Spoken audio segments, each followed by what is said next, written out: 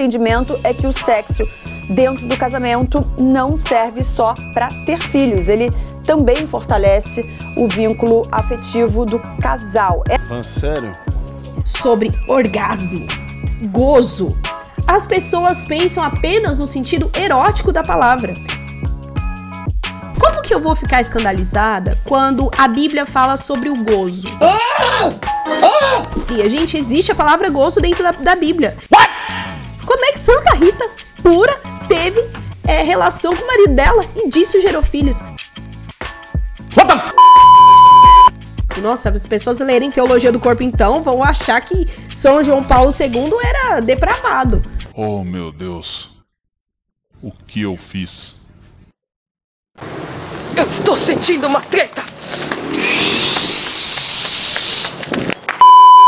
Nossa, o cardeal falou algo que é totalmente óbvio. Não sei onde que ele tá surpreendendo. Será que realmente é só o mundo que não entende a importância do casamento? Ou sobre o sexo? Será que realmente é um assunto que já é batido? É sobre isso que nós vamos falar no vídeo de hoje, que envolve mais uma vez uma nota doutrinal. E é um tema que eu já queria ter falado, mas é tanto assunto que não deu tempo. Então hoje a gente vai falar sobre ele, tá bom? Então fica comigo até o final do vídeo, porque hoje tem muitos pontos que se ligam aqui e que nós precisamos falar sobre esse assunto. Porque não é um assunto que muitos católicos, de fato, conseguem pensar como a igreja nos orienta e muito menos o mundo. Então, não esquece, você pode deixar os seus comentários, mais um desafio. Assista todo o vídeo e depois você comenta. Não esquece do meu joinha, de se inscrever no canal e ativar o seu sininho. Bora para o vídeo? Bora para o vídeo.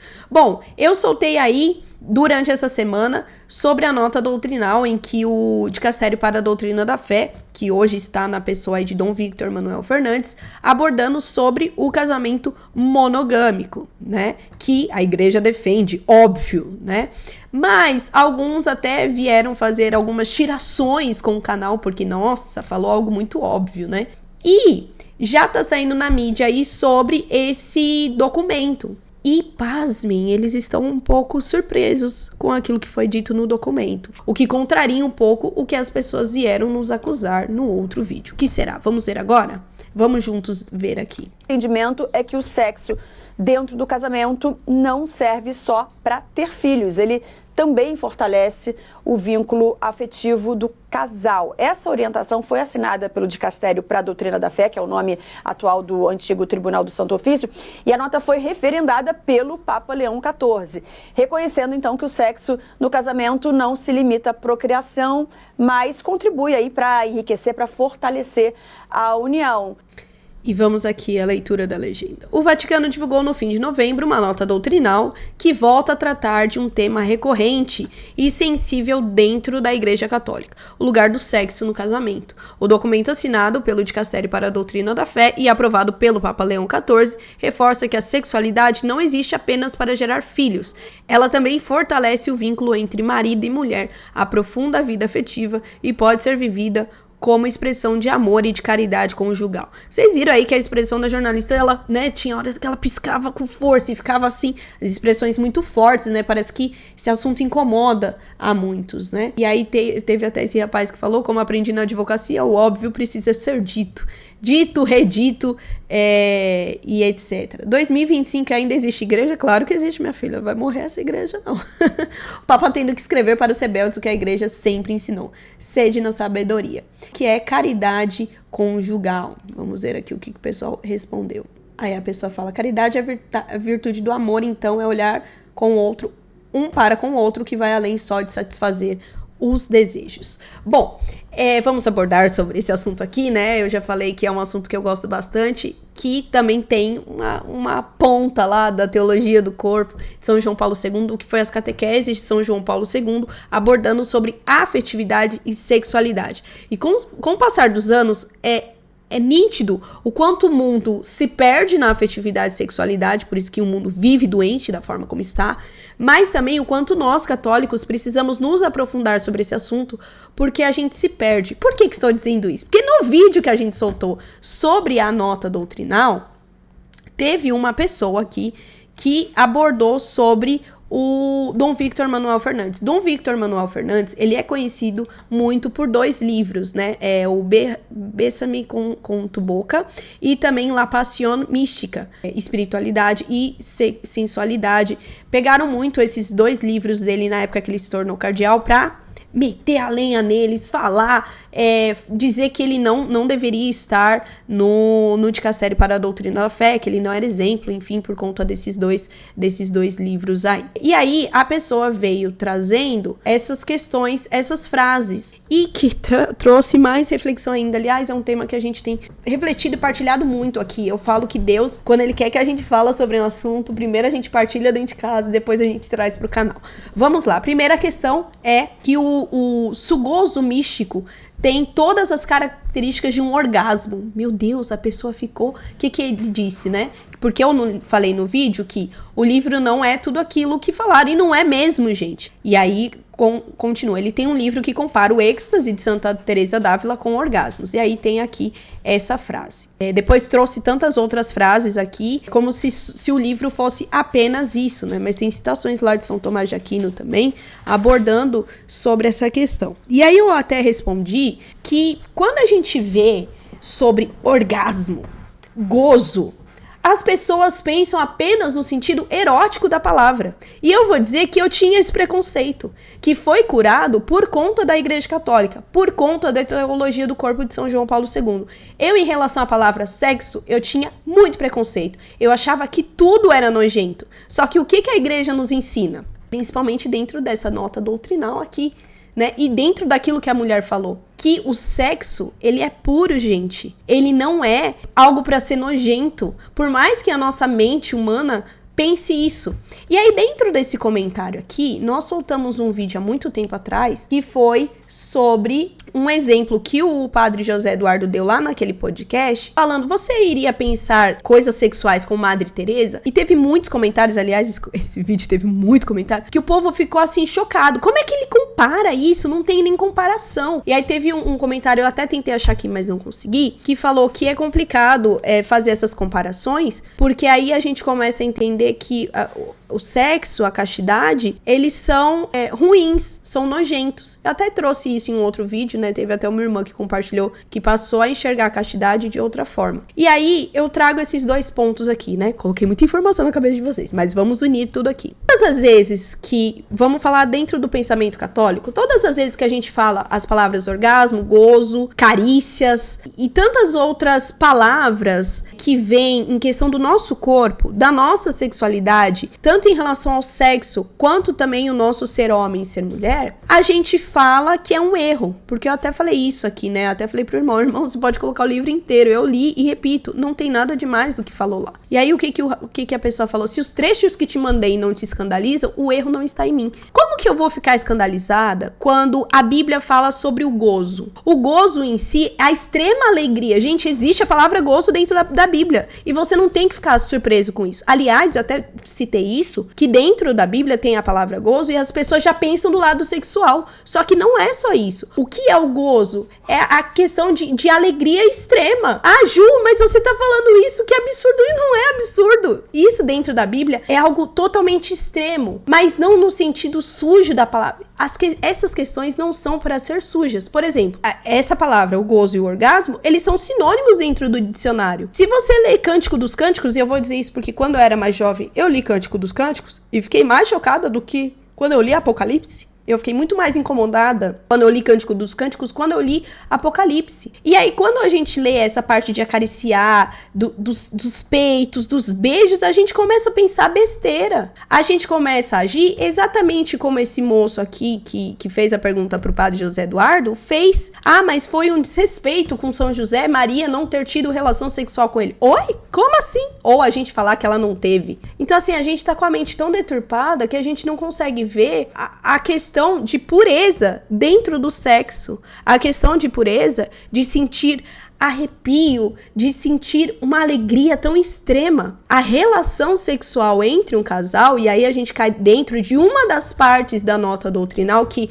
a menina falou, ela não é só para gerar filhos. A relação sexual é a união de um homem e uma mulher e o transbordamento de um amor intenso. Que santos como Santa Teresa d'Ávila, Santa Rita de Cássia e tanto São Padre Pio viveram esse amor extremo de outra forma. Mas não quer dizer que eles viveram de forma extrema, de uma forma mais pura do que um casal quando gera filhos. Eu lembro que quando eu tinha esse preconceito em relação à questão de sexualidade, em questão de afetividade, eu não conseguia conceber que Santa Rita, sendo santa, teve 3 filhos, porque pra gente gerar filhos, a gente tem que ter relação sexual. Como é que Santa Rita, pura, teve relação com o marido dela e disso gerou filhos? Olha o pensamento que a gente tem. E aí a gente acaba caindo naquilo que muitos padres têm falado, nos escrúpulos, né? Pessoas escrupulosas, o pecado do escrúpulo, que tudo eu acho errado, tudo eu acho pecado. Então assim, eu acabo trazendo frases que deveriam me trazer um intenso amor com algo sujo.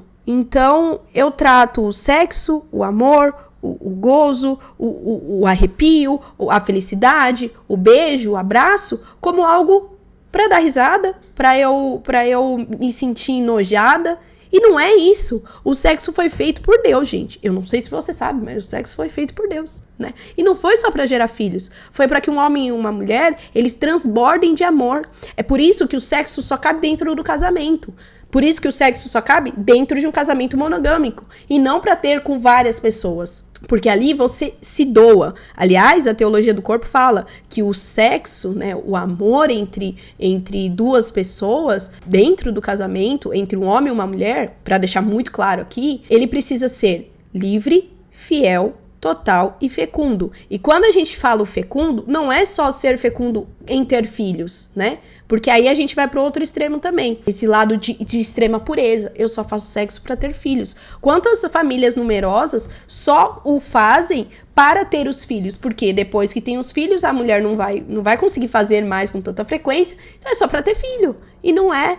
Então a gente acaba caindo num extremo de pensando como as pessoas do mundo, e no outro extremo, pensando como pessoas super puras. Mas e o casal que não consegue ter filhos? Então eles não precisam mais ter relação? Não, eles precisam, porque ali é um momento extremo de felicidade deles, é um momento extremo de amor. Por exemplo, tem uma música que eu acho muito bonita, que normalmente canta na Semana Santa, que é: beijo a tua paixão, que me liberta das minhas paixões. Beijo as tuas feridas. Então, por eu pensar no beijo da cruz, no beijar as tuas feridas, eu já vou ir, como essa pessoa falou aqui nos comentários, trouxe aqui esses desejo acariciar teu rosto, tus lábios, tu me permites beijar suavemente. Gente, isso daqui é pra te escandalizar? Então, quando a mulher derramou ali o óleo sobre os pés de Jesus, isso também te escandaliza? Te escandaliza um homem e uma mulher se beijarem? Claro, né? Não em público, porque tem gente que exagera. Mas dentro do seu próprio quarto, na sua cama, e eles se acariciarem, eles se abraçarem, eles dizerem com o próprio corpo que eles se amam? Se isso te escandaliza, eu acho que tá na hora de você rever o que é o sexo pra você e reler tanto a nota doutrinal, que fala muito bem sobre essa questão, quanto as catequeses de São João Paulo II. Porque aí você está trazendo o pensamento do mundo para algo que é santo, para algo que é sagrado. Então nós temos que tomar muito cuidado. Aliás, tem muitas partes de alguns vídeos que a gente tirou porque eu sabia que pessoas não entenderiam exatamente por conta disso. Por exemplo, tem muitas pessoas que tratam o amor conjugal como um altar. Mas se você falar isso, as pessoas se escandalizam. Tem muitas coisas que na hora da edição a gente tira porque a gente pensa, poxa, a pessoa não vai entender. Exatamente como essas frases aqui que deixaram. Ah, se não te queima, se não te seduz, se não te faz se atirar nu, então isso não é amor de Deus. O que Dom Victor quis dizer aqui no livro La Passion Mística? É que o amor de Deus, ele é total. Ele precisa te fazer jogar. O ser nu não é ruim, desde que não tenha o pecado original, desde que eu não tenha aquela malícia. Por que a gente usa roupa? Porque existe uma malícia. Agora, se alguém passar nu, você vai dar risada, ou você já vai pensar do lado ruim das coisas. Mas Adão e Eva vieram luz. Não era feio para eles. Não era ruim. Não era malicioso. A malícia veio depois do pecado original. Então, por que é importante nós falarmos, como o padre José Eduardo falou lá para aquele rapaz no vídeo? Depois assistam, gente, porque é uma aula o que o padre José Eduardo fez ali. Por que é importante, cada vez mais eu tenho essa certeza, a igreja reforçar sobre sexualidade, sobre o casamento? Por que é preciso fazer isso? Aliás, teve até gente que falou, eu não vou ler essa nota doutrinal, não adianta você ficar insistindo, continue não lendo e continue deturpando aquilo que a igreja fala por meio das notas doutrinais, aquilo que é falado na teologia, continue falando, continue tratando assim o sexo apenas como algo reprodutório, né, que eu sou apenas um animal, eu preciso apenas reproduzir. Trate também como algo impuro, porque o que tá aqui na nota doutrinal não é só a questão do casamento monogâmico, mas também sobre essa questão do sexo, a importância da sexualidade e da afetividade. Aqui, por isso que eu falei que assim, a nota doutrinal a gente tem que ler e refletir. E isso falta muito em nós. Então, de verdade, gente, essas questões comecem a ser mais purificadas na nossa cabeça. Eu preciso começar a entender que existem palavras que o mundo usa para deturpar. Por exemplo, hoje, se a gente coloca um arco-íris perto de uma imagem, as pessoas já entendem que é questão de homossexualismo. Mas o arco-íris é um símbolo da aliança de Deus, que tá dentro da Bíblia. Então, assim, o mundo vai pegando as palavras, vai deturpando as coisas de Deus e a gente vai aceitando. E aí a gente começa a fazer como essa pessoa fez aqui no canal. Se escandalizou com as frases de Dom Victor Manuel Fernandes. Eu tô falando isso porque eu me escandalizava. Tudo isso que muitas pessoas colocam no canal, eu me escandalizava também. E hoje você não se escandaliza mais, Ju? Não me escandalizo. Sabe por quê? Porque Deus me ensinou uma coisa sobre pureza. A pureza que é segundo Deus. Então, muitas vezes a gente recebe comentários aqui falando, ai, você é muito inocente. Ai, que inocência. Como se inocência fosse algo ruim, fosse algo pejorativo. Poxa, a gente tem que ser inocente. Uma criança é inocente. A inocência não é ser bobo. A inocência é você buscar a pureza. Aquilo que Deus criou como algo de fato. Então, sim, a gente precisa começar a entender melhor as coisas que são relacionadas a Deus. Não pegar os livros de padres, cardeais, a teologia do corpo. Nossa, as pessoas lerem teologia do corpo, então, vão achar que São João Paulo II era depravado. Porque ele trata ali a questão da afetividade, da sexualidade com essa pureza, que só se adquire quando nós temos um encontro com Deus. Eu deixo esse convite aqui para você que se escandaliza quando se fala sobre sexo e sobre todas as palavras que envolvem esse universo. Peça para que Deus haja com o Espírito Santo sobre as coisas da igreja, sobre esses temas, para que você seja purificado. E que isso não te escandalize, não. Que te escandalize mais o sexo como é tratado no mundo, os crimes que acontecem no mundo, todas as deturpações que acontecem no mundo, mas não aquilo que é relacionado à igreja. E aí, ficou escandalizado com as coisas que eu falei? Deu risada? Achou um absurdo? Deixa aqui nos comentários, mas respeitando essas regrinhas aqui. Não esqueça de dar um joinha neste vídeo, se inscrever no canal e ativar o seu sininho. Que Nossa Senhora nos ensine o que é a verdadeira pureza em todos os sentidos da vida. É isso, até o próximo vídeo. Tchau!